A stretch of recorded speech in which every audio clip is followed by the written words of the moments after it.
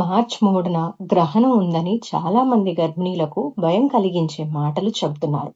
కానీ నిజమేమిటంటే గ్రహణం వల్ల గర్భంలోని బిడ్డకు ఎలాంటి హాని జరగదు. మొదటి నిజం తెలుసుకుందాం.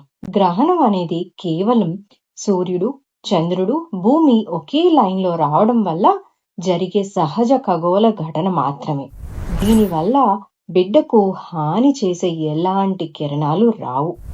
సాధారణంగా వినే అపోహలు ఏంటి అంటే గ్రహణం సమయంలో బయటికి వెళ్ళకూడదు, కత్తి లేదా షార్ప్ వస్తువులు ఉపయోగించకూడదు, ఆ సమయంలో తినకూడదు, బిడ్డకు లోపాలు వస్తాయి.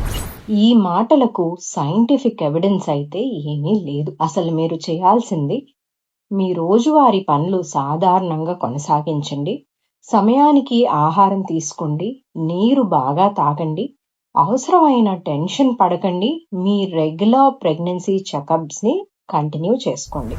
గుర్తుంచుకోండి, బిడ్డ ఆరోగ్యంకి మీ డైట్, మీ ఆరోగ్యం మరియు సరైన వైద్యం సంరక్షణపై ఆధారపడి ఉంటుంది, గ్రహణంపై కాదు.